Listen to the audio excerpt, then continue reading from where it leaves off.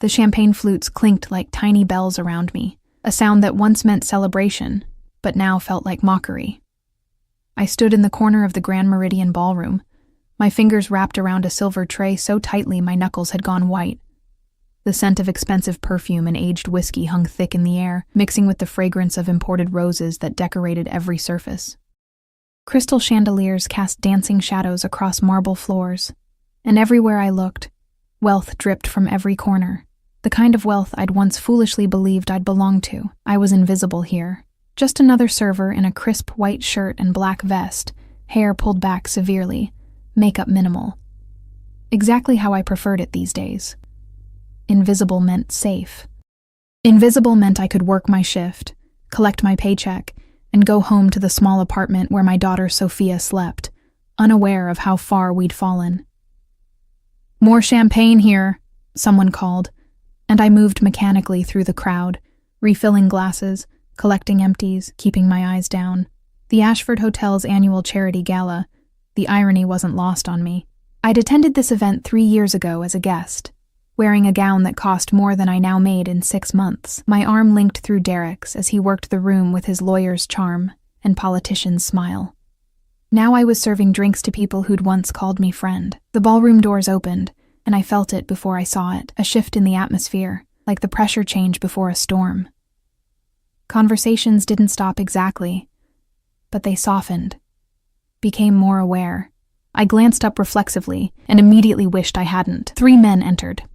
The 2 flanking were clearly security, broad-shouldered, alert, their eyes scanning the room with professional precision. But it was the man in the center who commanded attention without saying a word. He wore a black suit that probably cost more than a car, tailored so perfectly it seemed painted on. Dark hair swept back from a face that was all sharp angles and dangerous beauty, the kind of face that belonged in Renaissance paintings of fallen angels. Even from across the room, I could see the scar that cut through his left eyebrow, a thin white line that somehow made him more intimidating rather than less. But it was his eyes that caught me, dark, almost black, and when they swept across the room, people actually stepped back slightly, as if making way for a predator. I turned away quickly, focusing on my tray. Whoever he wasn't my concern. I had 4 more hours on this shift. Then I needed to get home to relieve my neighbor who was watching Sophia. My daughter was everything now, the only thing that mattered after, well, if it isn't my dear ex-wife. My entire body went rigid. That voice, God, that voice still had the power to make my skin crawl. Derek stood before me, drink in hand, that familiar smirk playing at his lips. He'd gained weight since the divorce, his face slightly puffy from too much good living. Beside him stood Melissa, of course, Melissa, her hand possessive on his arm, her diamond ring catching the light. My replacement. The woman he'd been sleeping with for the last year of our marriage, Derek. I kept my voice flat, professional. "Can I get you anything?" His smirk widened. "Look at you, serving drinks. How the mighty have fallen." I felt rather than saw people starting to notice. Conversations nearby grew quieter. Heat crawled up my neck, but I kept my expression neutral. "If you'll excuse me, I have other guests. Remember when you wore Dior to this event?" Melissa's voice was sugar-sweet poison. "Now you're wearing, what, polyester?" She laughed, a tinkling sound that made me want to throw my tray at her perfect face. "At least I earned this honestly," I said quietly, starting to turn away. Derek's hand shot out, gripping my wrist. Not hard enough to hurt, but firm enough to stop me. "Don't walk away when I'm talking to you. You still owe me, remember? That little stunt you pulled, trying to claim you deserved alimony when you brought nothing to the marriage." "I brought 5 years of my life," I said, my voice low but steady despite the trembling in my hands. "I supported you through law school. You were a secretary," he sneered. "A nobody who got lucky when I married you. And look at you now, back where you belong, serving your betters." The words hit like physical blows. Around us, I could feel the stares, hear the whispers. My face burned with humiliation, but I couldn't seem to move, couldn't seem to defend myself. Because part of me, a horrible, broken part, believed him. "Actually," a voice cut through the moment like a blade, "she looks exactly where she belongs. though I'm curious why Trash is allowed to speak to her. The voice was deep, accented slightly. Italian, maybe, or somewhere Mediterranean, and carried the kind of authority that made Derek's hand fall away from my wrist immediately. The man in the black suit stood 3 feet away. Up close, he was even more striking and terrifying. His eyes, fixed on Derek, held something cold and lethal. One of his security detail had moved closer, hand resting casually inside his jacket in a way that made my heart race. I'm sorry. Who are you? Derek tried to sound authoritative, but his voice cracked slightly. The man didn't answer. Instead, those dark eyes shifted to me, and I felt pinned by the intensity of his gaze. He studied my face for a long moment, something flickering in his expression. Recognition. Impossible. I'd never seen this man before in my life. "You're bleeding," he said softly, and I looked down confused to see a thin line of blood on my wrist where Derek's watch had scratched me when he grabbed me. It was nothing. A tiny scrape. But the temperature in the air seemed to drop 10 degrees. "Did he hurt you?" The question was directed at me, but his eyes never left Derek, who had gone very pale. No, it's just a scratch. My words tumbled over each other. "Marco?" He didn't raise his voice, but one of the security men stepped forward immediately. "Please escort this gentleman outside. Ensure he understands that putting hands on staff members is unacceptable." "Now wait Derek started, but Marco's hand landed on his shoulder, and whatever he saw in the man's face made him shut up immediately. "You can't do this." Melissa's voice was shrill. "Do you know who we are? Derek is a partner at Henderson and Associates. We have connections." The dangerous man finally looked at her, and she actually took a step back. "I know exactly who you are, and after tonight, so will everyone else who matters. Now, would you like to leave with your dignity, or shall I have you removed as well?" They left. Derek, red-faced and blustering, and Melissa, her heels clicking frantically on the marble as Marco escorted them toward the exit. The crowd parted for them like water. I stood frozen, my tray forgotten, my heart hammering against my ribs. The man turned back to me, and up close, I could see details I'd missed, tiny flecks of gold in those dark eyes. The way his jaw tightened when he looked at my wrist, the expensive cologne that smelled like cedar and something darker, more exotic. "Are you all right?" he asked. And his voice had gentled somehow, though the danger still lurked underneath like a sleeping dragon. Yes, thank you. You didn't have to." "I did." He said it with such finality that I didn't know how to respond. "What's your name?" "Emma. Emma Hartley." The words came out barely above a whisper. "Emma." He repeated it like he was tasting it. "A pleasure to meet you, though I wish it were under better circumstances. I'm Mr. Castellano." The hotel manager appeared, wringing his hands nervously. "Sir, I apologize if there was any disturbance." There was. Those dark eyes didn't leave my face. "Your staff member was assaulted by a guest. I trust you'll be reviewing your security protocols?" Of course. And Miss Hartley, are you—" "She needs a break," Castellano said. It wasn't a suggestion. At least 15 minutes. And someone should tend to that scratch. "Absolutely. Emma, please, take a break in the staff room. I'll have—" "No." The single word stopped the manager mid-sentence. Castellano reached into his jacket. I tensed involuntarily, and pulled out a pristine white handkerchief embroidered with initials I couldn't quite read. He held it out to me. "For your wrist." I took it with trembling fingers, our hands not quite touching but close enough that I could feel the heat of his skin. "Thank you," I managed. "The private terrace upstairs is empty," he said. "You should take your break there. Fresh air will help." How did he know I felt like I couldn't breathe? How did he know that the walls of this ballroom were closing in, that the stares of the other guests were suffocating me? Okay. I clutched his handkerchief, my tray abandoned on a nearby table. He nodded once, a gesture that somehow held approval and dismissal at the same time. As I turned to leave, his voice stopped me. "Emma." I looked back. He was watching me with an intensity that made my skin prickle. "That man is wrong about you. Remember that." Then he turned and walked back into the crowd, his security flanking him, and conversations resumed as if nothing had happened. But I noticed people giving him a wide berth. Noticed the way even the most powerful people in the room seemed to defer to him without him saying a word. I fled to the staff elevator, my hands shaking so badly I could barely press the button. The terrace was on the 3rd floor, accessible through a small hallway the staff used for break rooms. I'd never been up there, but I knew it existed. The fresh air hit my face like a blessing when I finally pushed through the door. The terrace was small, private, with a few chairs and a view of the city lights stretching endlessly below.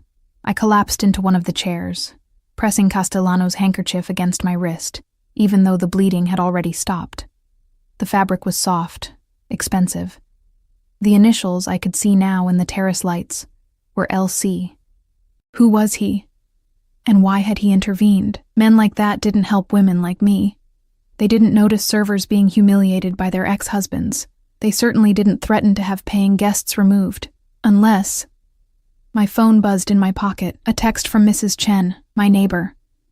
"Sophia asking for you. She's fine, but missing Mama. How much longer?" Guilt crashed over me. My baby girl, waiting for me while I was here being humiliated, being reminded of everything I'd lost, everything I'd failed to. "You didn't come back." I spun around so fast I nearly fell out of the chair. Castellano stood in the doorway, backlit by the hallway lights, his expression unreadable. One of his security men was visible behind him, a silent shadow. I'm sorry, I just needed a moment. I'll go back down." "No." He stepped onto the terrace, and I noticed he moved with a predator's grace, each step deliberate and controlled. "You misunderstand. I came to ensure you were all right." "You? Why?" The question escaped before I could stop it. Something flickered across his face. Amusement? Sadness? It was gone too quickly to identify. "Let's just say I have a particular distaste for men who abuse their power over those they perceive as weaker." He moved to the edge of the terrace, looking out over the city. Without the crowd around him, without the immediate display of power, he seemed almost human. Though something in the set of his shoulders, the way he automatically positioned himself to see both me and the door, suggested this man was never entirely relaxed. "I should get back to work," I said, standing. "Thank you again for... have dinner with me." The words hung in the air between us. I stared at him, certain I'd misheard. "I'm sorry?" He turned to face me fully, and in the dim light of the terrace, his features seemed carved from shadow and moonlight. "Dinner. Tomorrow night. I'd like to take you to dinner. I don't understand. It's quite simple, really. I'd like to know you better. And you look like you could use a night where someone serves you instead of the reverse." My heart was racing, and not entirely from fear anymore. This was insane. Men like him didn't ask women like me to dinner. This had to be some kind of trick, some kind of... "I have a daughter," I blurted out. "I'm a single mother. I work 2 jobs. I'm broke. I'm divorced. And I'm nobody important. You should know that before... Before what?" His lips quirked slightly. "Before I waste my time?" "Yes." He took a step closer, and I should have stepped back, but I couldn't seem to move. "Emma, I know exactly who you are." The daughter in question is Sophia, age 4, who attends Little Stars preschool and likes strawberry ice cream. You work here 3 nights a week and at the cafe on Brennan Street 4 mornings a week.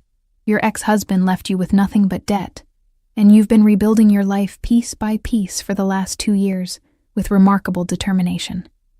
My blood went cold. "How do you..." "I make it my business to know things." His voice was soft, but held an edge of steel, especially when I'm interested in someone. That's insane. That's stalking. You should say yes to dinner." He pulled out a card, black, embossed with gold lettering. "Tomorrow, 7 o'clock. A car will pick you up. Bring Sophia if you like. I've been told I'm quite good with children." He pressed the card into my hand, his fingers brushing mine for just a moment. The touch sent electricity racing up my arm. "I don't even know you," I whispered. "Then dinner will be an excellent opportunity to change that." He moved toward the door, his security stepping back to let him pass. At the threshold, he paused and looked back. "Oh, and Emma, your ex-husband won't bother you again. I've made certain of that." Wait, what does that mean? What did you do? But he was already gone, his footsteps fading down the hallway, leaving me alone on the terrace with his handkerchief, his card, and the terrifying feeling that my life had just taken a turn into very dangerous territory. I looked down at the card.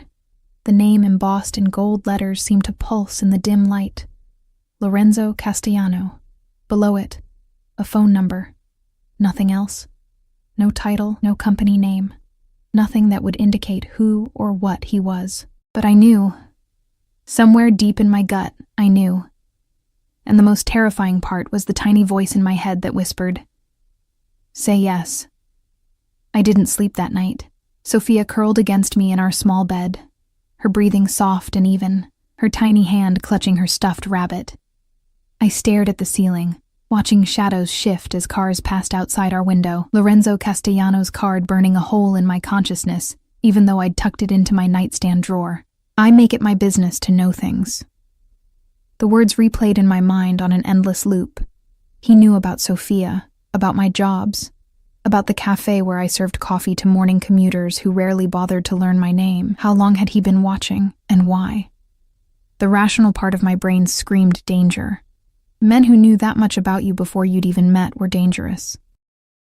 Men who could have someone like Derek, a successful lawyer with connections, removed from a party with a single word, were powerful in ways I couldn't begin to understand. But there was another part of me, a part I'd thought Derek had killed, that felt something else entirely. When Lorenzo had looked at me, really looked at me, I hadn't felt invisible. For the first time in 2 years, someone had seen me. Not the struggling single mother, not the failure, not the server in the polyester vest. Me. "You look like you could use a night where someone serves you instead of the reverse." My phone buzzed on the nightstand. 3:47 a.m. Who would text at this hour? I reached for it carefully, not wanting to wake Sophia, and felt my heart stop when I saw the message from an unknown number. "You're awake. You should rest. Tomorrow will be eventful." I stared at the screen, my pulse racing. How did he know I was awake? Was someone watching the apartment? I went to the window, peering through the thin curtains at the street below. A black car sat parked 3 buildings down, engine off, windows tinted dark. My phone buzzed again. "Don't be afraid. The car is there for your protection, not surveillance. Sleep, Emma." I should have been terrified. I should have called the police. Instead, I found myself texting back. "Protection from what?" The response came immediately, "From anyone who might wish to harm you. Your ex-husband made phone calls tonight. Angry calls.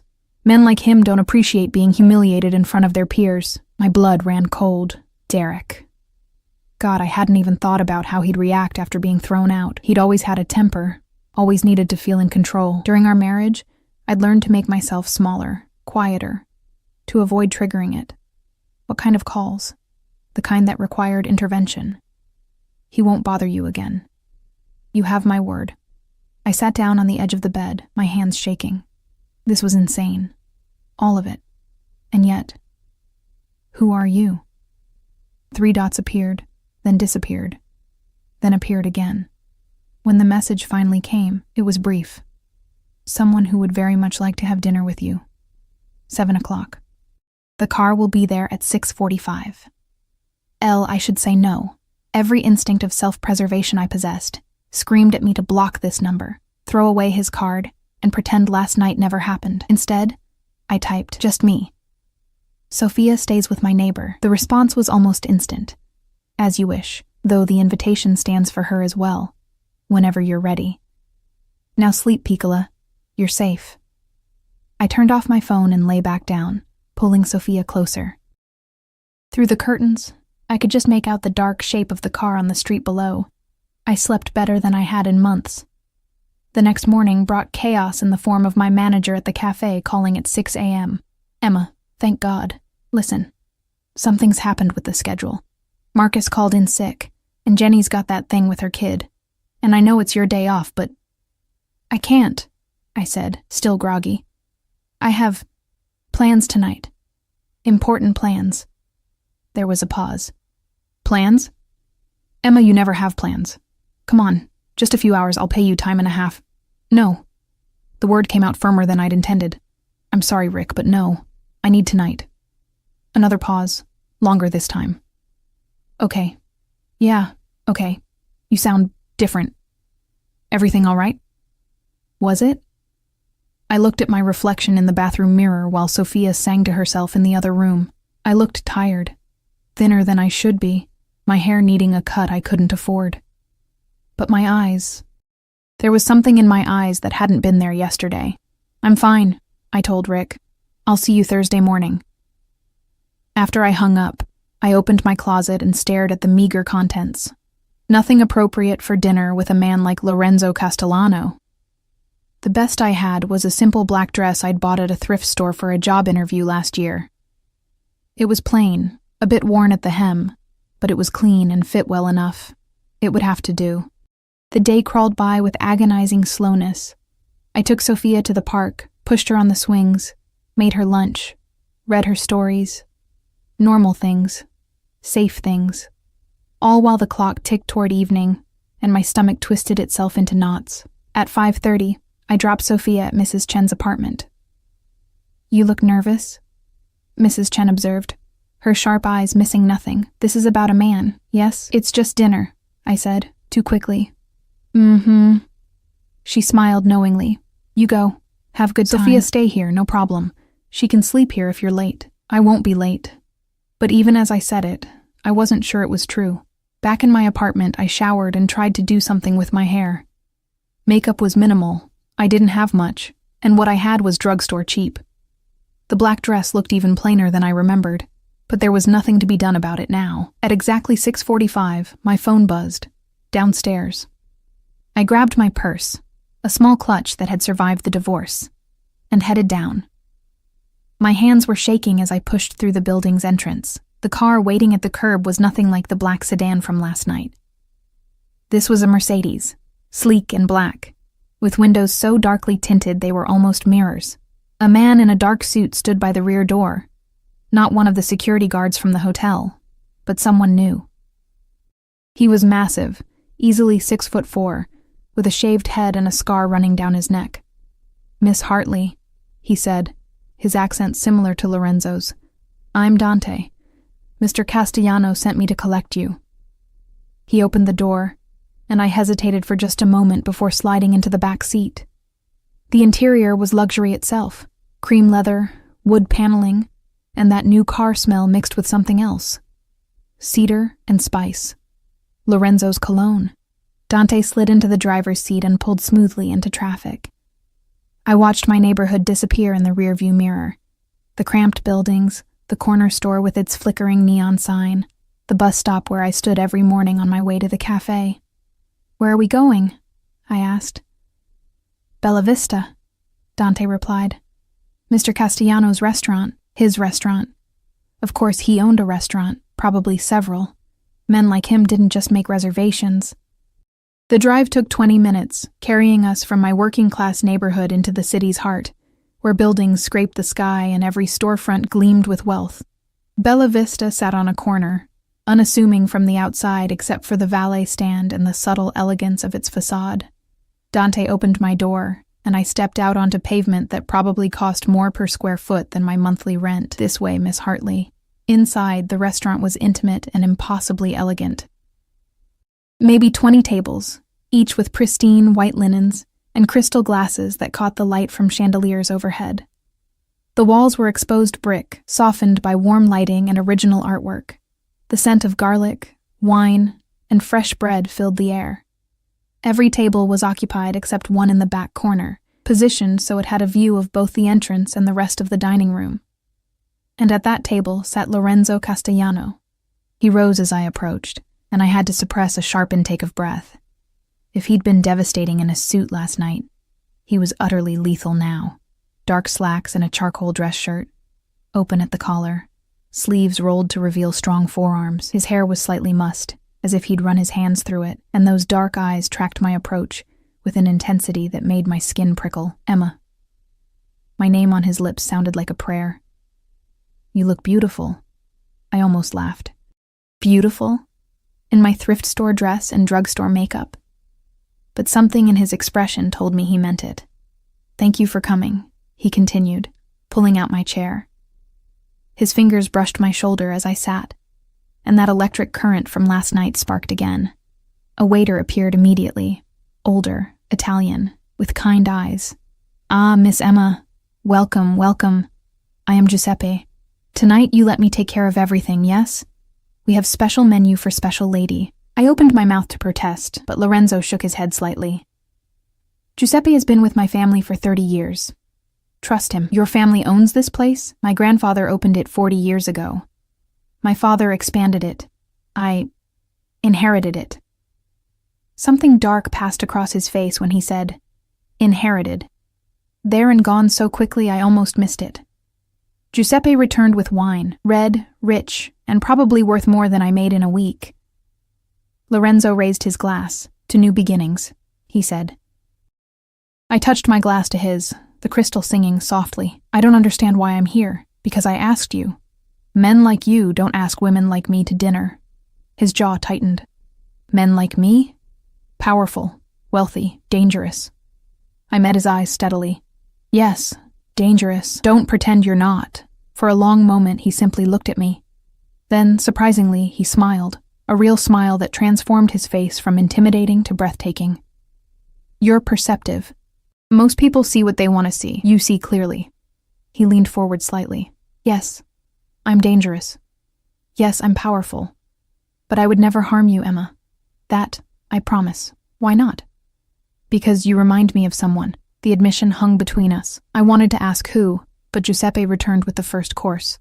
Bruschetta with tomatoes so fresh they must have been picked that morning. Buffalo mozzarella that melted on my tongue. Basil that tasted like summer. "Tell me about Sofia," Lorenzo said. I stiffened. "What do you want to know?" "Everything. What is she like? What makes her laugh? What are her dreams?" The questions caught me off guard. Not invasive, not prying. Just interested. As if he genuinely cared about the answer. So I told him. About how Sofia loved strawberries and refused to eat anything green. How she wanted to be a princess and a dinosaur simultaneously. How she asked 1,000,000 questions a day and made up songs about everything. How she was the only thing that made sense in my world anymore. Lorenzo listened with complete attention, his eyes never leaving my face. He asked follow-up questions that showed he was actually hearing me, not just waiting for his turn to talk. "She sounds remarkable," he said finally. "Like her mother." Heat crept up my neck.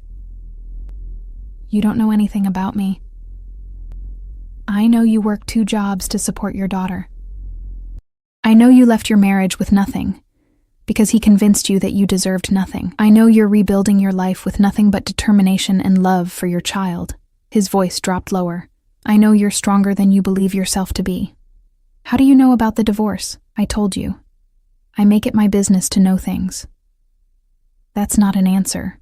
"No," he agreed. "It's not." The main course arrived. Ossobuco that fell off the bone. Risotto so creamy it was almost sinful. Roasted vegetables that tasted like they'd been kissed by angels. I tried to eat delicately, tried to remember the table manners from my brief time as Derek's wife. But the food was so good I forgot to be self-conscious. Lorenzo barely touched his own plate. He just watched me with those dark, unreadable eyes. "You're not eating," I finally said. "I'm enjoying watching you enjoy it. It's more satisfying. That's weird." He laughed. A real, genuine laugh that made something warm bloom in my chest. "Yes, I suppose it is. I've been told I'm intense. That's one word for it." His smile faded slightly. "Emma, I need to tell you something about who I am, what I am." My heart started racing. "Okay." "My family..." His phone buzzed. He glanced at it, and his entire demeanor changed. The warmth vanished, replaced by something cold and lethal. "Excuse me." He stood and walked toward the back of the restaurant, the phone to his ear. Even from across the room, I could see the tension in his shoulders, the deadly focus in his movements.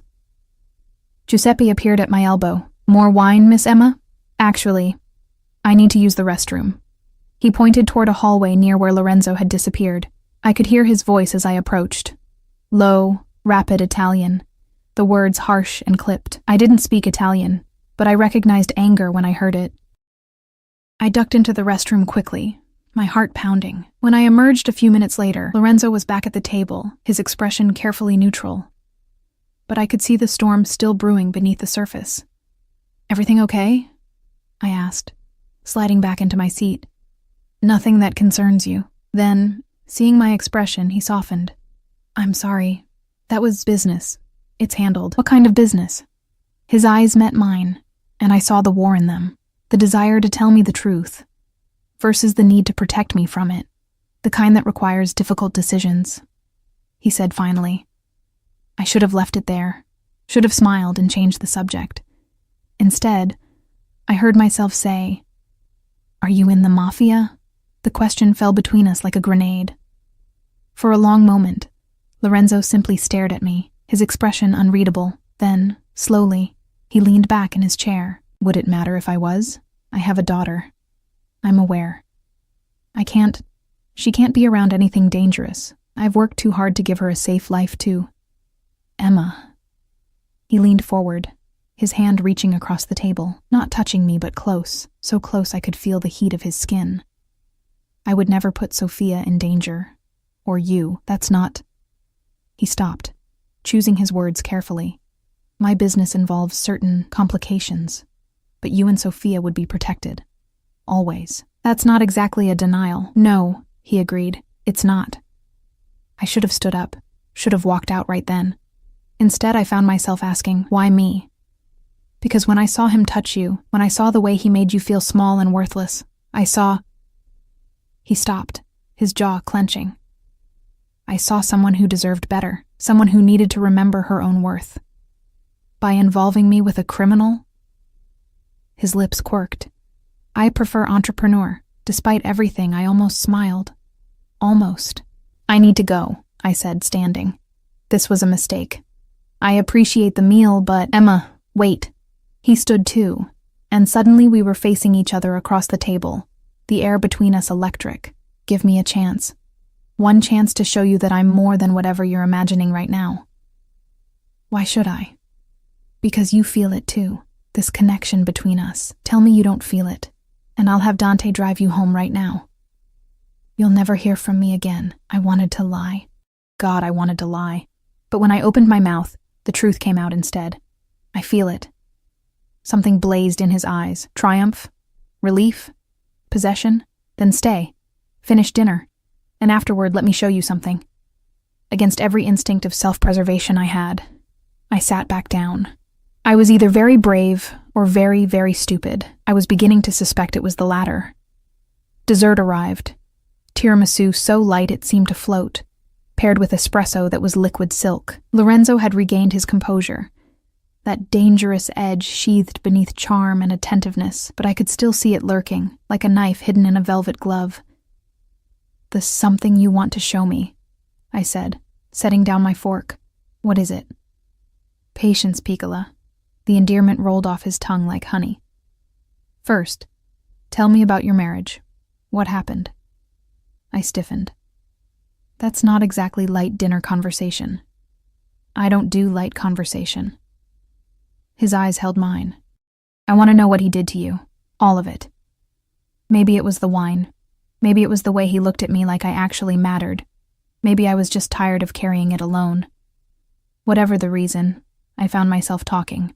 I met Derek at a law firm where I worked as a secretary.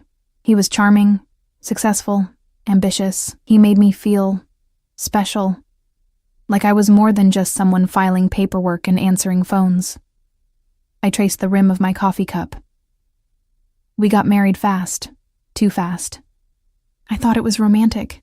It was really just impulsive. Lorenzo said nothing, just listened with that complete attention that made me feel like the only person in the world. For the first year, it was good, or I thought it was. He worked long hours, but I told myself that was normal for a lawyer. I supported him, made sure he had clean clothes, hot meals, a peaceful home to come back to. I laughed bitterly.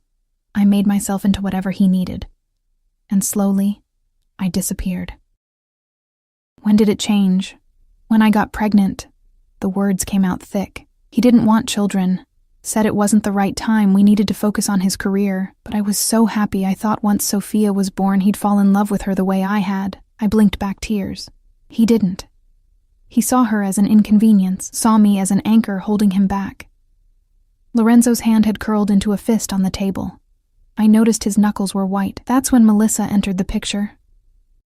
His paralegal, young, ambitious, childless, everything I wasn't anymore. The divorce was ugly. He had better lawyers. He convinced the judge that I'd been a financial burden, that I'd contributed nothing to the marriage. I left with Sophia, some clothes, and debt from his credit cards he'd put in my name. He should be dead. The words were spoken so calmly, so matter-of-factly, that it took a moment for them to register. Lorenzo, I'm serious. A man who abandons his child, who destroys his wife for his own convenience, who leaves you both with nothing. He doesn't deserve to breathe. The scary part was, I could see he meant it. Not hyperbole, not exaggeration. He was genuinely considering it. He's not worth going to prison over, I said quietly. Lorenzo's smile was sharp as a blade. Who said anything about prison? Before I could respond, Dante appeared at the table. He leaned close to Lorenzo, whispering something I couldn't hear. Lorenzo's expression darkened. How many? 3. In a van down the street. They've been there for 20 minutes. My stomach dropped. What's happening? Lorenzo stood smoothly, buttoning his jacket. A minor complication, nothing to concern yourself with. He looked at Dante. Get her to the car. Take the back exit. Marco and Gio will handle our friends. Wait, what? I stood too, my heart racing. What's going on? Emma. Lorenzo's hands came to my shoulders, firm but gentle. I need you to trust me. Can you do that? You're scaring me. Good. Fear keeps you smart. He turned to Dante. If anything happens to her, nothing will happen to her boss. You have my word. Lorenzo's thumb brushed across my cheek. So quickly I almost thought I'd imagined it. Then he was moving toward the front of the restaurant. His entire bearing changed. He looked like a general walking into battle. Miss Emma, this way, quickly now. Dante's hand was at my elbow, guiding me toward the back of the restaurant. Giuseppe appeared from the kitchen, his kind face now creased with worry. There is a car in the alley, he said. Dante, you take good care of our guest, yes? Always. The kitchen was a maze of stainless steel and heat, chefs working with focused intensity while trying not to stare at us. Dante moved me through it with surprising gentleness for such a large man, his body always positioned between me and any potential threat. The back door opened into a narrow alley. A second Mercedes idled there, identical to the one that had brought me. Dante opened the door. Inside, please. What about Lorenzo? Mr. Castellano can take care of himself. Your safety is my only concern right now. I slid into the back seat, my hands shaking. Through the tinted windows, I could barely make out the alley, but I heard it. Shouting, the sound of breaking glass. Something that might have been gunshots, but surely couldn't be. Not really. Not in the middle of the city. The car door opened, and Lorenzo slid in beside me, completely unruffled except for a slight dishevelment of his hair. There was blood on his knuckles. Drive, he told Dante, who pulled out of the alley smoothly. Are you hurt? I asked, staring at his hands. Not my blood. He pulled out a handkerchief, not the same one from last night, but similar, and wiped his knuckles clean. I apologize for the interruption. Some business associates have been persistent. Business associates with guns? His jaw tightened. I told you my business has complications. This is insane. I need to go home. Sophia is safe. I have 2 men watching Mrs. Chen's building. No one will touch her. I stared at him. You have men watching my neighbor's apartment? I have men watching everywhere you and Sophia might be. I told you, Emma. You're protected. This isn't protection, this is... I struggled for words. This is kidnapping. You're free to leave anytime you want. His eyes met mine, dark and intense. But I'd prefer you didn't. Not yet. I promised to show you something, remember? After someone just tried to... what? Kill you? Kill us? Kill me, perhaps. You were never the target. They wouldn't dare. The certainty in his voice was absolute.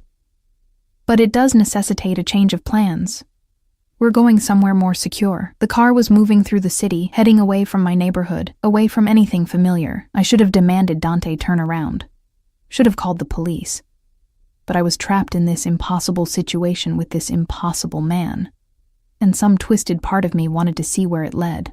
Where are we going? Home. My home.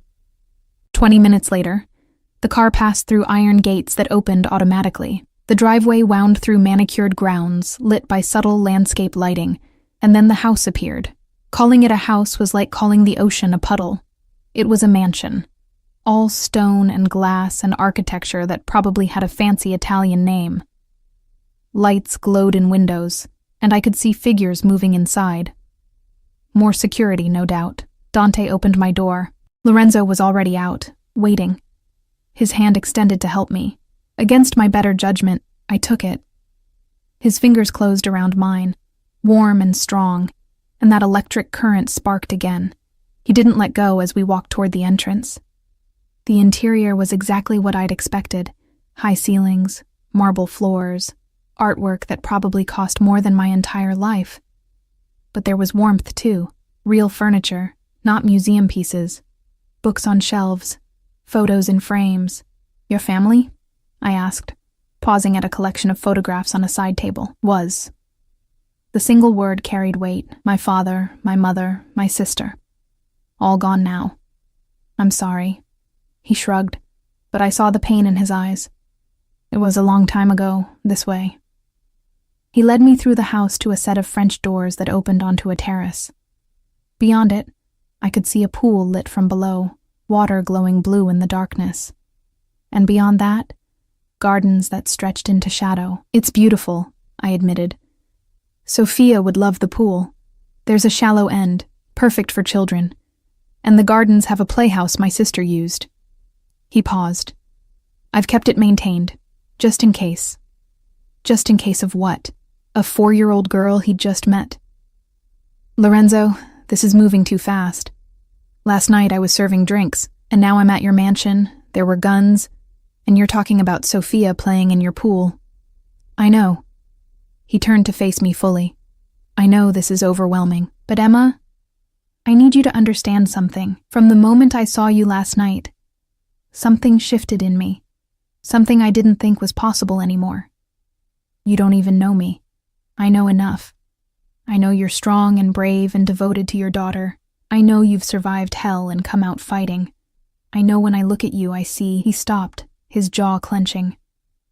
I see a future I didn't think I could have. You're talking crazy. Am I? He stepped closer, and I should have backed away, but my feet wouldn't move. Tell me you don't feel this. Tell me when I touch you. You don't feel like lightning is running through your veins. His hand came up, fingertips barely grazing my cheek. I gasped at the contact, at the way my entire body seemed to wake up. Tell me, he whispered, that you don't want this as much as I do. I don't. But the words died on my lips because they were lies. God help me, they were lies. I'm not a good man, Emma. I've done things that would horrify you. My world is dark and dangerous and full of monsters. His thumb traced my jawline. But I could keep you safe. You and Sophia. You'd never want for anything. Never be invisible again. Never be hurt. Except by you. The words hung between us. His hand dropped. Yes, he said finally. Except by me. I can't promise I won't hurt you, Piccola. Men like me, we destroy beautiful things. It's in our nature. Then why are you doing this? Because I'm selfish. Because for the first time in 10 years, I want something more than power and revenge. I want... He turned away, running a hand through his hair. I want you to look at me the way you did tonight at dinner. Like I'm a man, not a monster. My heart was hammering against my ribs. This was insane. All of it. And yet... My father, I said suddenly. He was a gambler, owed money to bad people. When I was 16, men came to our house. They hurt him. Badly. Made my mother and me watch. I wrapped my arms around myself. That's why I can't... I can't be part of this world again. Can't let Sofia anywhere near it. Lorenzo's entire body had gone rigid. Who were they? I don't know. Some loan sharks. My father died from his injuries 2 weeks later. We lost everything.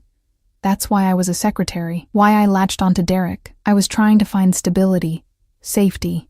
I laughed bitterly. Lot of good that did. The men who hurt your father. Lorenzo's voice was ice. Do you remember anything about them? Names, faces, anything? Why? Because if they're still alive, they won't be after tonight. The casual way he said it should have terrified me. Instead, I felt something else, something warm and dark and dangerous. One of them had a tattoo, a snake on his neck. The other called him... I paused, trying to remember. Sal or Salvatore. Lorenzo pulled out his phone, typed something quickly. What's done? Done. By morning, they'll wish they'd never been born. He looked at me, and his eyes were molten. No one hurts what's mine. Not then. Not now. Not ever. I'm not yours. Not yet. He stepped closer again, and this time I did back up, my back hitting the stone balustrade of the terrace. But you will be, Emma, because despite your fear, despite your very reasonable desire to run from me, you want this. You want someone who sees you, who values you, who would burn the world down to keep you safe. That's not love. That's obsession. Yes. His hands came down on either side of me, caging me in without touching me. It is. And I stopped fighting it the moment I saw you. We were so close I could feel the heat of his body, smell his cologne, see the flecks of gold in those dark eyes. My heart was racing, my breathing shallow, every nerve in my body screaming at me to run. Instead, I whispered, "Kiss me." The words seemed to unlock something in him. His hand came up to cup my face, his thumb brushing across my lower lip. The touch was gentle, reverent almost, completely at odds with the predator I knew lurked beneath his skin. "If I kiss you," he said softly, "I won't stop at just a kiss. I'll want everything. Your time, your trust, your heart. I'll want you and Sofia under my protection. In my home. In my life. I'll want to erase every moment that bastard made you feel small and replace them with moments where you feel worshipped. That's a lot of pressure for one kiss." His laugh was low and dark. "I told you. I'm intense. Kiss me anyway." He did. His lips met mine with surprising gentleness, a soft press that made my knees weak. But then his hand tangled in my hair, tilting my head back, and the kiss deepened into something possessive and demanding. I gasped against his mouth, and he swallowed the sound, his other hand pulling me closer until there was no space between us. I'd been kissed before. Derek had kissed me countless times during our marriage, but this was different. This was being claimed, possessed, consumed. This was lightning and fire and falling into an abyss with no idea if there was a bottom. When he finally pulled back, we were both breathing hard. His forehead rested against mine. "Say yes," he whispered. "To what?" "To me. To this. To letting me into your life. I should say no. Every rational thought in my head screamed it. But when I opened my mouth, different words came out. I need time. To think, to figure out what this means. How much time? I don't know. A few days. A week, maybe." His jaw clenched, but he nodded. 1 week. "But Emma, during that week you'll still be protected. My men will watch over you and Sofia. And if you need anything at all, you call me." He pressed a card into my hand, different from the first one, with a second number written on it in pen. "This is my personal line. Only 5 people have this number. Now you're the 6th. Why are you doing this? Because you're worth it. Because Sofia deserves a father figure who will cherish her. Because I'm tired of the dark, and you're the first light I've seen in years." He kissed my forehead gently. "Let me take you home. It's late, and your daughter will want to see you in the morning." The drive back to my apartment was quiet, Lorenzo's hand covering mine on the seat between us. When we pulled up to my building, he walked me to the door, Dante staying discreetly in the car. 1 week? He said again. 1 week, I agreed. He kissed me once more, soft and sweet, then watched until I was safely inside. I climbed the stairs to my apartment in a daze, my lips still tingling, my mind spinning. Through my window, I could see the black Mercedes pulling away, and further down the street, another car. Watching. Protecting. I touched my fingers to my lips and wondered what I'd just gotten myself into. The next morning, reality crashed down like a hammer. I woke to Sophia bouncing on the bed, her small hands patting my face. "Mama! Mama, wake up! Mrs. Chen made pancakes."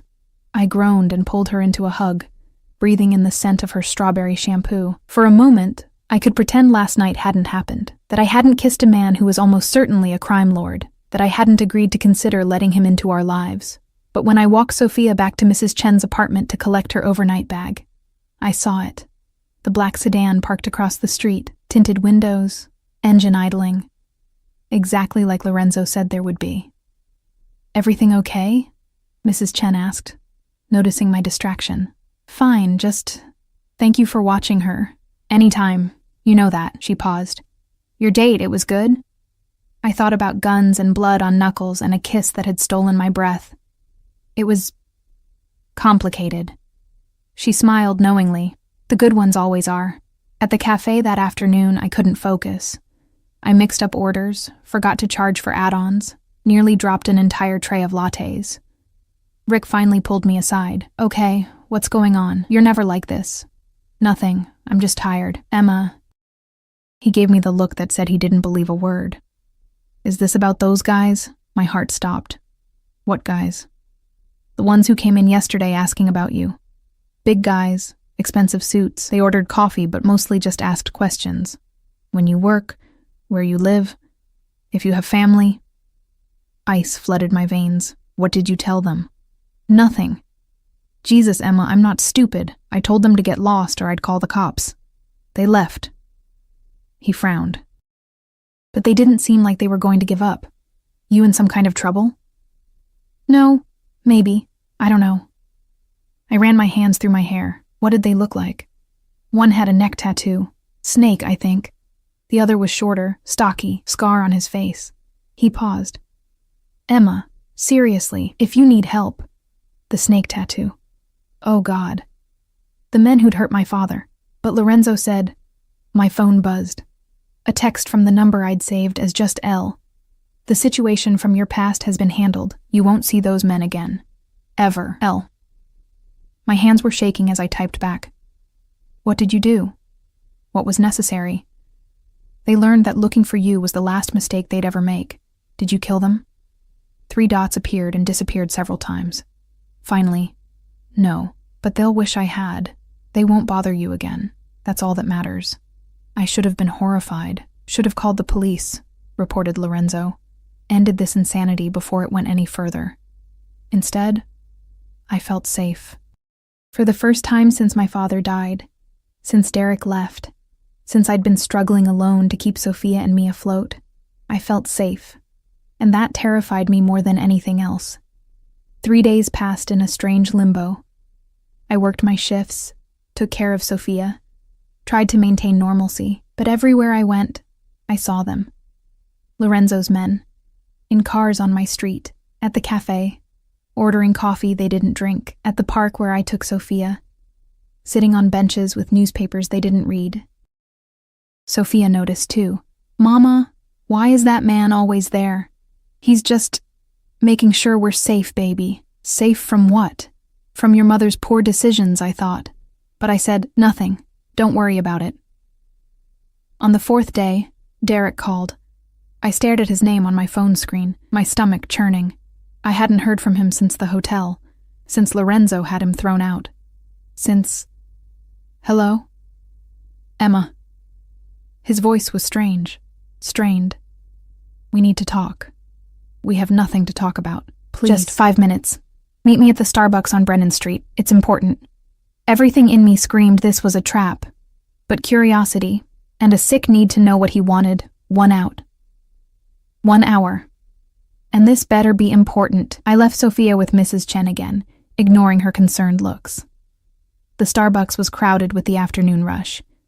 Derek sat in the corner, and when he looked up at me, I barely recognized him. He looked like hell. Dark circles under his eyes, his suit rumpled, his hands shaking slightly as he gripped his coffee cup. Jesus, Derek. What happened to you? I need you to make a call. He didn't waste time on pleasantries. I need you to tell whoever he is, to back off. What are you talking about? Don't play dumb, Emma. The man from the hotel, Castellano. He said the name like a curse. Ever since that night, my life has been falling apart. My clients are dropping me. The partners are talking about pushing me out. My bank accounts are frozen for irregular activity. Melissa left me. He looked up, and there was genuine fear in his eyes. And yesterday, 2 men came to my apartment. They didn't touch me. They just stood there and told me that if I ever spoke to you again, if I even looked at you wrong, they'd make sure I lost everything. And then they'd start taking things I couldn't get back. A cold feeling settled in my stomach. Lorenzo did this. Who else? Emma, please. I know I was an asshole. I know I hurt you. But I'm begging you. Call him off. I'll leave you alone. I'll sign whatever you want. Full custody, child support, anything. Just make him stop. I should have felt triumph. Should have reveled in seeing Derek brought low after everything he'd done to me. Instead, I just felt tired. I'll talk to him, I said finally. But Derek, you earned this. Every bit of it. You destroyed our marriage, abandoned your daughter, and then mocked me in public. What did you think would happen? I didn't think I'd piss off a mob boss. People were starting to stare. I stood. I'll talk to him. But after this, you stay away from me and Sophia. Understand? Yes. God, yes. Thank you, Emma. I left him there, looking small and defeated. The black sedan was waiting when I exited, and this time I walked straight to it. The window rolled down. It was Dante. Miss Emma. Is everything all right? I need to see Lorenzo. Now. He didn't argue, just opened the back door. 20 minutes later, I was walking through the mansion's entrance, my anger building with each step. Lorenzo was in his office, dark wood, leather furniture, and walls lined with books. He looked up from his desk when I entered, his expression shifting from surprise to pleasure. Emma, this is unexpected. What did you do to Derek? He leaned back in his chair, completely unruffled. I ensured he wouldn't bother you again. By destroying his life? By making it clear there are consequences for his actions? Yes. You can't just... I paced, trying to control my temper. You can't terrorize people because they were mean to me. Actually, I can. And I did. He stood, moving around the desk.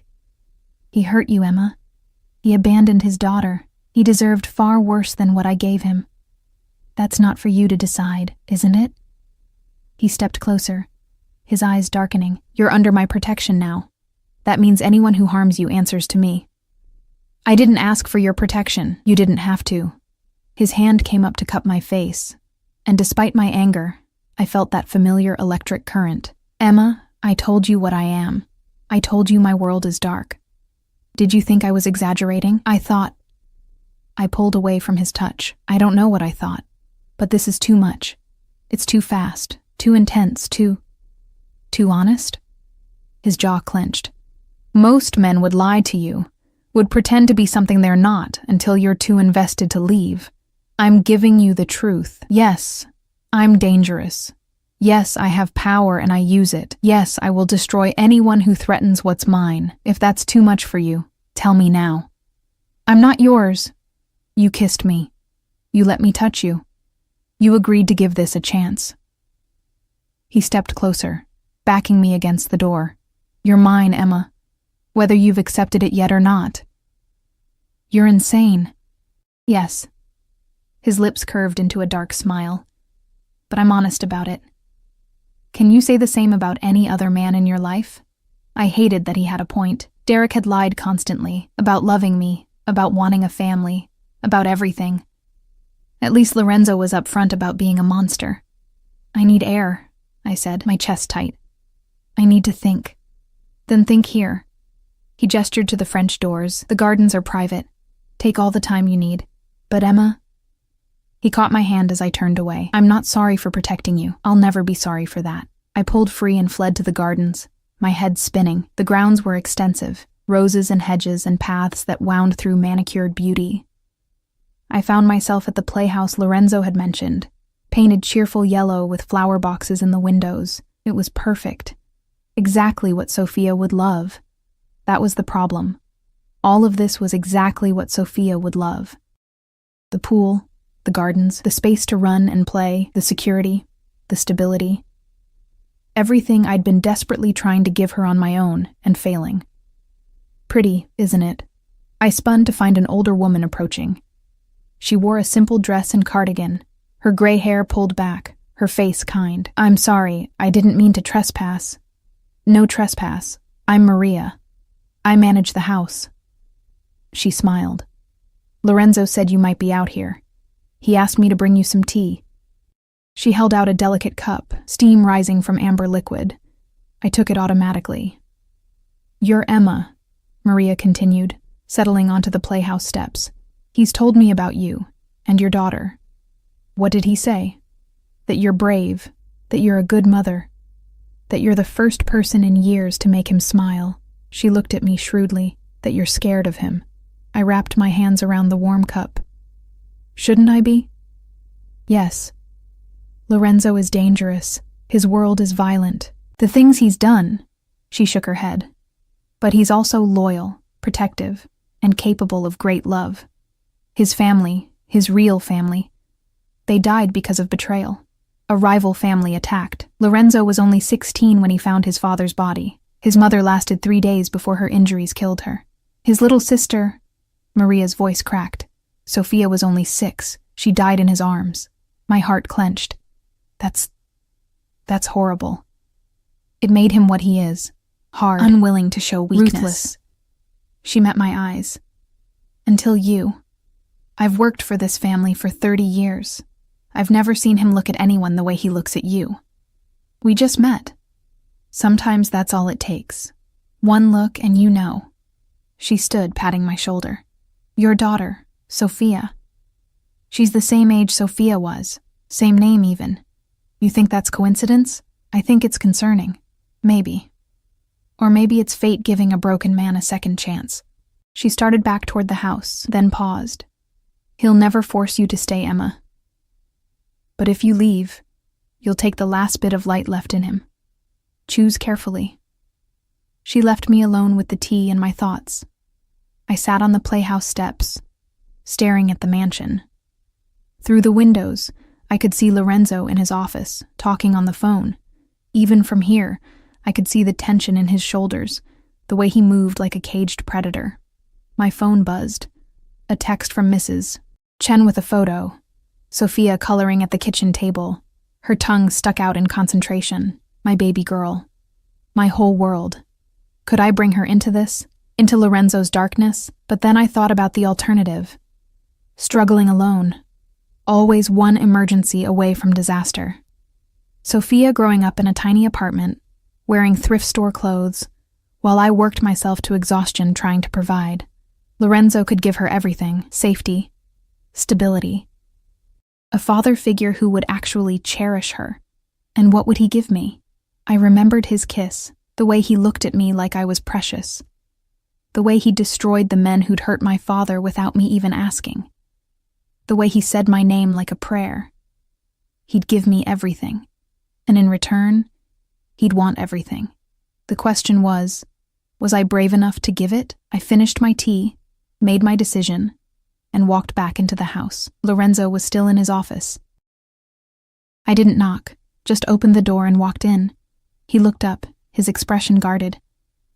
Emma, I have conditions, I said. His entire demeanor changed. He set down his phone, giving me his complete attention. Name them. Sophia comes first, always. If anything you do puts her in danger, I walk. No arguments, no negotiations. I take her and we disappear. Agreed. I need honesty. I can handle the truth about what you are and what you do, but I can't handle lies. You'll have it. And I need time. This us It's happening so fast. I need time to adjust, to make sure this is right. How much time? I don't know, but I need to know you'll give it to me. He stood and crossed to me, his eyes intense. I'll give you whatever you need. But Emma... His hand came up to cut my face. I meant what I said. You're mine now, and I protect what's mine with everything I have. Even from yourself, especially from myself. His thumb brushed across my cheek. I know I'm not what you deserve. I know I'll never be good enough for you or Sophia. But I swear to you, Piccola, I will spend every day trying to be.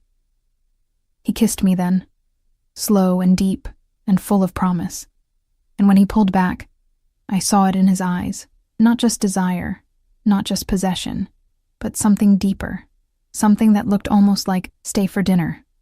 He said softly, let me call Sophia and Mrs. Chen. Let them come here. Let me show you what life could be like. I should say no. Should take another week to think, to plan, to prepare. Instead, I said, okay. His smile was like sunrise breaking through storm clouds. 2 hours later, Mrs. Chen arrived with Sophia, her eyes wide as she took in the mansion.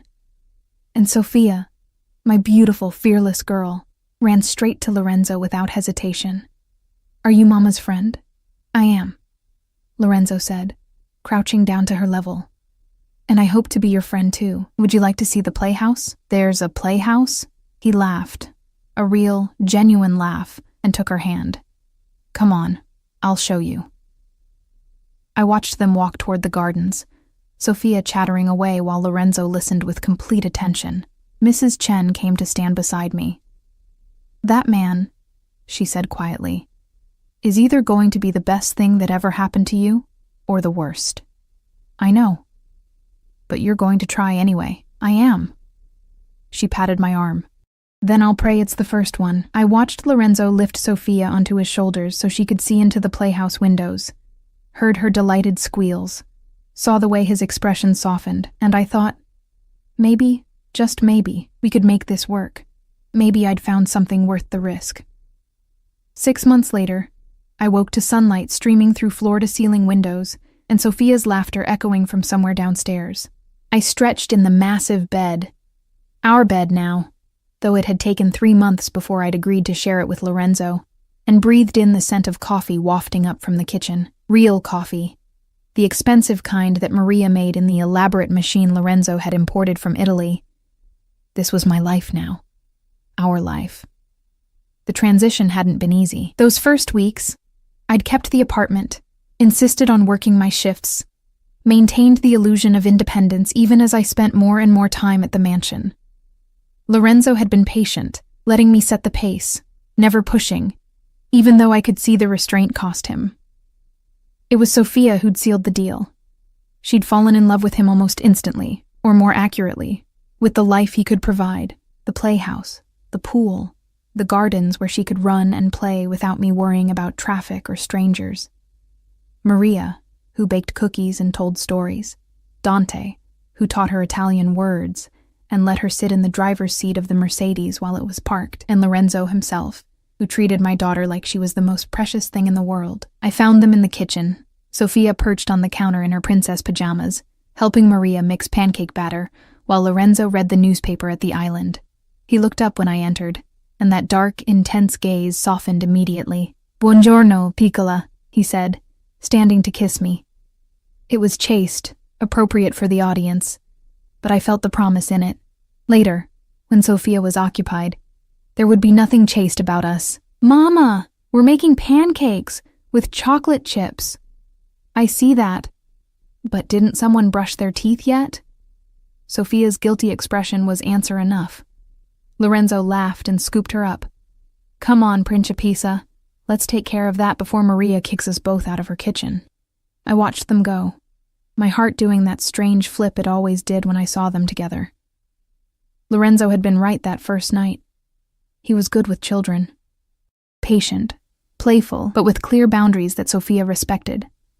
She'd started calling him Enzo after the first month, and now she ran to him as readily as she ran to me. Coffee, Miss Emma? Maria asked, already pouring. Please. I settled onto one of the island stools. Is everything ready for tonight? Tonight was important. Lorenzo was hosting a dinner with several of his associates, the first time I'd be present for one of his business meetings. He'd wanted me to understand his world completely. All of it, including the parts most wives were shielded from. Everything is prepared. Dinner for 8, the dining room is set, and Dante has confirmed everyone's arrival times.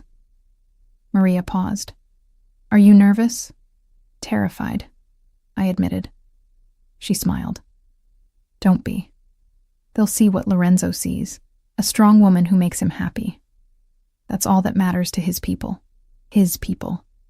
I was still getting used to that phrase. Lorenzo ran what he called a family business, though we both knew what that meant. Import/export was the legitimate front, but beneath it was a network of power and influence that stretched across the city and beyond. I'd asked for honesty, and he'd given it. The restaurants, the clubs, the various businesses, they were real, but they also served other purposes. Money laundering, meeting places, fronts for less legal activities. He didn't deal drugs, didn't traffic people. Those were his hard lines. But protection, gambling, certain selective thefts from those who could afford the loss, that was fair game. It should have horrified me. Part of me thought it still should, but I'd also seen the other side, the way he protected this neighborhood, kept it safe, the way families could walk the streets at night without fear because everyone knew this was Castellano territory. The way he quietly paid medical bills for people who couldn't afford them, ensured businesses could stay open even when they struggled, made sure kids had what they needed for school. He was a criminal, but he was also, in his own twisted way, a protector. Lorenzo returned with Sophia, her teeth brushed and her hair pulled into pigtails. There, presentable. Enzo did my hair, Sophia announced proudly. I examined his handiwork, surprisingly neat for a man whose hands I'd seen break bones. Very nice. Now go help Maria with those pancakes. Once she was occupied, Lorenzo pulled me close, his arms wrapping around my waist. You're thinking too hard. I can see it. Just nervous about tonight. They'll love you. How could they not? He kissed my temple. And if any of them look at you wrong, I'll break their fingers. Lorenzo. What? I'm being honest. But he was smiling. That rare, genuine smile that still took my breath away. The day passed in a blur of preparations. Maria cooked, Sophia played, and Lorenzo disappeared into his office for several hours of phone calls and meetings. I spent the time getting ready, choosing a dress from the wardrobe Lorenzo had gradually filled. Deep emerald green, elegant, but not ostentatious. When I emerged, Lorenzo was waiting in the hallway. He wore a black suit. His hair began arriving at 7. Men in expensive suits, some with wives, all with an air of carefully controlled danger. I recognized the type now, could see the way they moved, the way their eyes constantly scanned for threats, the subtle bulges under jackets that meant weapons. These were Lorenzo's trusted circle, his captains and advisors. Everyone, Lorenzo said, his hand warm on my lower back. This is Emma. He paused, looking at me with something in his eyes I couldn't quite read. My fiancé. The room went silent. I stared at him, my heart stopping. Lorenzo, I whispered. What? He pulled a box from his pocket, opening it to reveal a ring that probably cost more than my childhood home. Diamonds and emeralds, elegant and beautiful and terrifying. I was going to wait, he said quietly, his voice pitched just for me, though everyone was watching. But I don't want to wait anymore. Emma, you and Sophia have become everything to me. You've brought light into a life I thought would always be dark. You've given me a reason to be better, to build something beyond just power and revenge. He took the ring from the box. Marry me. Make it official. Let me be Sophia's father in more than just practice. Let me spend the rest of my life protecting you both and thanking whatever fate brought you into that ballroom 6 months ago. Tears were streaming down my face. You're supposed to ask in private, not in front of... I wanted witnesses, so you'd know I meant it, so everyone would know. His eyes held mine, intense and vulnerable in a way I'd never seen. So, there would be no doubt that you're mine and I'm yours. I should think about it, should consider all the implications, should be rational and careful and smart. Instead, I said. Yes. The room erupted in applause and cheers as Lorenzo slid the ring onto my finger and kissed me hard enough to make me dizzy. When we finally broke apart, his men were grinning. Actual genuine pleasure on faces that usually showed nothing but cold calculation. About damn time, boss, one of them called out. We were starting to think you'd never ask. You knew? I asked. Bella. Another man, Gio, I remembered, said with a laugh. We've known since that first night, the way he looked at you. We knew you were it for him. Dinner was a revelation. These dangerous men, these criminals and enforcers, were warm and funny and surprisingly normal. They asked about Sophia, complimented Maria's cooking, told embarrassing stories about Lorenzo that made him roll his eyes, but also smile. And through it all, Lorenzo's hand found mine under the table, his thumb tracing circles on my palm, his eyes constantly checking to make sure I was okay. After dessert, after the guests had left with promises to attend our wedding, Lorenzo and I stood on the terrace looking out at the gardens. Inside, Sophia slept peacefully in her room, her permanent room now, decorated exactly how she wanted with princess wallpaper and a canopy bed. I really am nervous about marrying a mob boss, I said into the quiet. Technically, I prefer businessman with complicated associates. I laughed, leaning into his warmth. What happens now? Now? He turned me to face him, his hands cupping my face with a gentleness that still surprised me. Now we plan a wedding. Now I legally adopt Sophia so she has my name and my protection forever. Now we build a life together, despite all the complications and danger and darkness. What if something happens to you? His expression darkened. It won't. But if it does, then you and Sophia will be taken care of. I've made arrangements. Money, property, protection, all of it goes to you. And my men, they've sworn to protect you both if anything happens to me. You'll never be alone or vulnerable again. I don't want your money. I want you. And you have me. He kissed me softly. All of me. The good, the bad, and the terrifying. For as long as we both live, we stood there in the moonlight, and I thought about the journey that had brought us here. From that humiliating night at the hotel to this moment, engaged to a man I'd feared, and then fallen for, despite every rational reason not to. He was dangerous. He was a criminal. He'd probably done things that would give me nightmares if I knew the details. But he was also the man who made my daughter laugh, who looked at me like I was precious, who'd given us safety and stability and a home. The man who'd taken my broken pieces and carefully put them back together into something stronger than before. I love you, I said, the words coming easily now. I know I don't say it enough, but I do. I love you, Lorenzo Castellano, mob boss and businessman and complicated man. His eyes closed briefly, and when they opened, they were suspiciously bright. Say it again. I love you. Again. I love you. I love you. He kissed me. Deep and passionate and full of promise. When we finally broke apart, we were both breathing hard. I should check on Sophia, I said reluctantly. She's fine. Maria's monitoring the cameras. He smiled at my expression. What? I'm not leaving my daughter's safety to chance. My daughter. The words made my heart swell. Take me to bed, I whispered. His eyes darkened with heat. Yes, ma'am. 3 months later, I stood in a private chapel wearing a dress that probably cost more than my old car.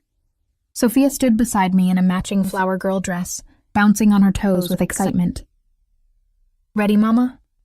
Ready, baby. The doors opened, and I saw Lorenzo waiting at the altar. He wore a black tuxedo, his hair perfect, his face carefully neutral, but I saw his eyes, saw the love and possession and promise in them. I walked toward him with Sophia's hand in mine. My daughter who would officially become his daughter today. My future, my family, my life. When I reached him, he took both our hands. My girls, he said softly. Finally, officially, mine. The ceremony was short, simple, perfect. When the priest pronounced us husband and wife, Lorenzo kissed me with enough passion to make our guests cheer. Then he knelt down and looked at Sophia. Sophia Castellano, he said, trying out her new name. How does that sound? Perfect. She threw her arms around his neck. Does this mean you're my daddy now? If you want me to be. I do. I do want you to be my daddy. He hugged her tight, and I saw tears on his cheeks. This man who'd killed, who'd destroyed, who lived in darkness, crying because a 4-year-old girl called him daddy. The reception was lavish, hundreds of guests, endless champagne, a 10-tier cake. But the moment I'd remember forever was later, when we snuck away from the party to check on Sophia. We found her asleep in one of the mansion's guest rooms, still in her flower girl dress, Dante standing guard outside her door. She wanted to stay at the party, Dante explained with a smile, but she fell asleep during dinner. Lorenzo carried her upstairs to her room, and I followed, watching as he carefully changed her into pajamas without waking her, tucked her in, kissed her forehead. Thank you, he whispered to her sleeping form. Thank you for letting me be your father. We stood there in the doorway, watching her sleep, and I felt complete in a way I'd never experienced before. Mrs. Castellano, Lorenzo said, pulling me close. How does it feel? Terrifying. Perfect. Right, good. He kissed the top of my head. Because you're stuck with me now, for better or worse. Mostly worse, knowing you. Undoubtedly. But he was smiling. We returned to the party, danced until dawn, celebrated with the strange family Lorenzo had built around himself. And when it was finally over, when the last guest had left and the sun was rising over the gardens, Lorenzo carried me to our bedroom and made love to me with a tenderness that made me cry. I've got you, he whispered against my skin. For the rest of our lives, Piccola, I've got you. And finally, completely, I believed him. 2 years later, I found them in the garden. Sophia, now 6 and fearless, teaching her baby brother Marco how to smell the roses. Lorenzo sat nearby, his jacket discarded, his sleeves rolled up, watching them with an expression of pure contentment. Gently, Marco, Sophia instructed, her tone identical to the one I used with her. Smell, don't grab. Marco, at 18 months, had other ideas. He grabbed the rose, thorns and all, then looked surprised when it pricked him. His face crumpled. Lorenzo was there in an instant, scooping him up, examining the tiny dot of blood on his chubby finger. You're all right, Piccolino. Just a small hurt, see? He kissed the finger. All better. Marco's tears stopped immediately, replaced by his father's smile. My son, our son, looked so much like Lorenzo it was almost eerie. Same dark eyes, same intense expression even as a toddler. I watched my family, this impossible family I'd built with a dangerous man, and felt overwhelming gratitude. The last 2 years had been full of changes. Lorenzo had gradually shifted his business toward more legitimate enterprises, partly because I'd asked, and partly because he wanted Marco to inherit something cleaner. He was still powerful, still dangerous, but the worst of the violence had been left to his trusted lieutenants. Derek was gone, moved to another state after the divorce was finalized, and he'd signed away all rights to Sophia. She barely remembered him now, knew only Lorenzo as her father. The adoption had been finalized 1 month after our wedding. The men who'd hurt my father were, as Lorenzo had promised, no longer a concern. I didn't ask for details. I didn't want to know. Our life wasn't perfect. Lorenzo still had enemies, still dealt with threats I was shielded from. But we were happy. Sophia thrived, excelling in the private school Lorenzo had enrolled her in. Marco was healthy and loved. And Lorenzo and I had built something real beneath the passion and possession. Genuine partnership, trust, love. Mama, Sophia called.